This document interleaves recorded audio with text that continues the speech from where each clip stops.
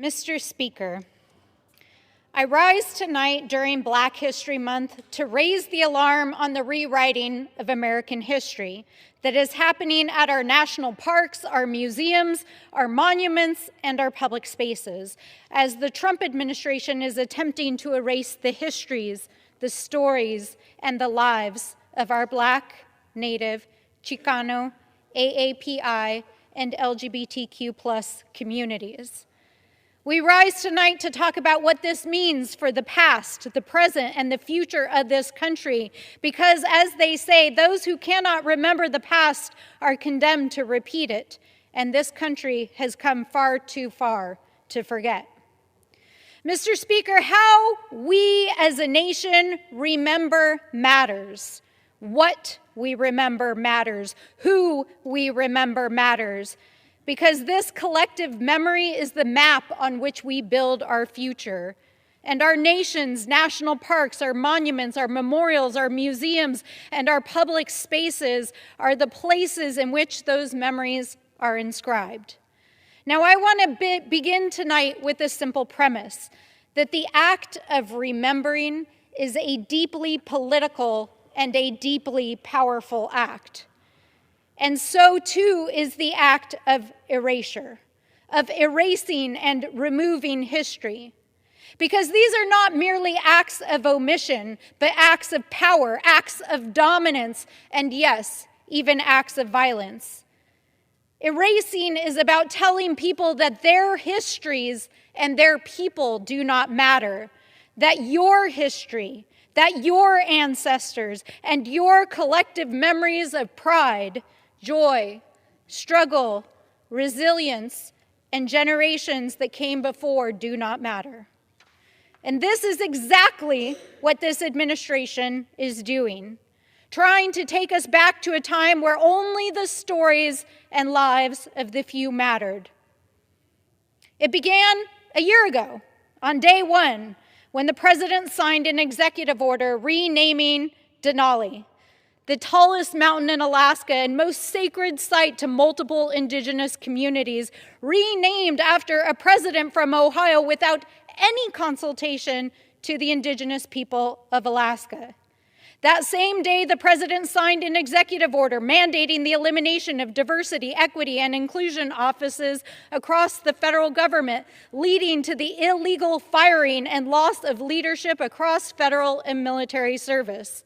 In March, he signed another executive order called the Restoring Truth and Sanity to American History Order, directing the Smithsonian and the Secretary of Interior to remove what they called improper partisan ideology from exhibits and materials across the country.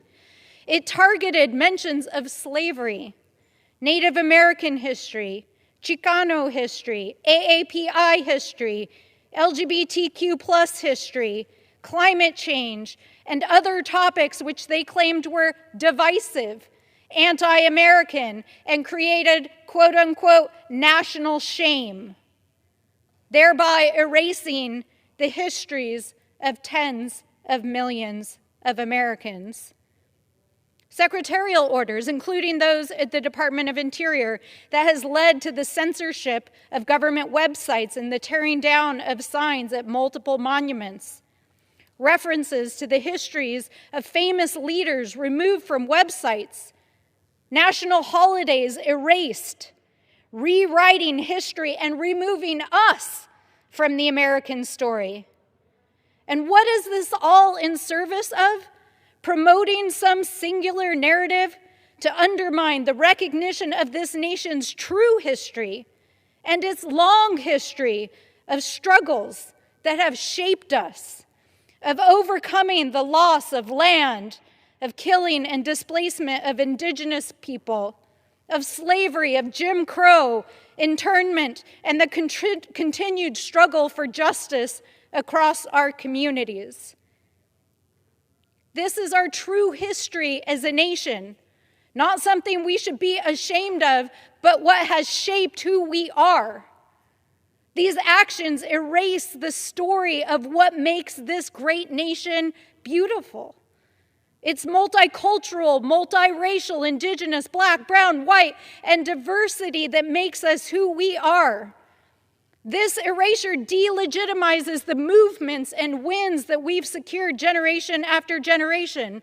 From the struggle for civil rights at Selma and the Edmund Pettus Bridge, slavery at Gettysburg, westward expansion into tribal lands that secured tribal sovereignty, references to transgender erased from the signs at Stonewall, where the birth of the modern LGBTQ+ movement began, references to indigenous history removed from the places from which people came from the battle place at Little Bighorn in Montana, memories of Black and Native history erased from Independence Park, Cape Hatteras, and the National Mall, remembrance of internment of Japanese Americans removed from Jamaica Bay in New York City, references to climate change removed at Fort Sumter in South Carolina and Acadia National Park in Maine.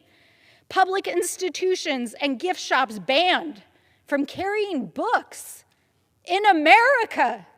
Banned.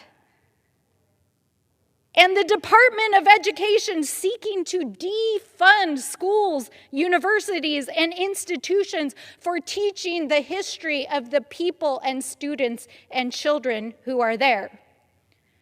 So, Mr. Speaker, these are not isolated incidents. This is a wholesale attack on American history, on American democracy, on American progress, and the stories of our people. And it is at its core about power. Because as George Orwell noted, who controls the past controls the future, and who controls the present controls the past. So this is not, as this administration claims, about patriotism or telling the American story. It's about controlling knowledge and history itself. Whose histories, whose stories, and whose people are lifted up, especially as this country is celebrating its 250th birthday.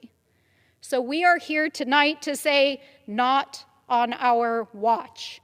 We will not let this country slide into an Orwellian and authoritarian state where we cannot even tell our own histories, because we are here to tell the truth, just as history does. And with that, Mr. Speaker, I would like to yield such time to my colleague from California.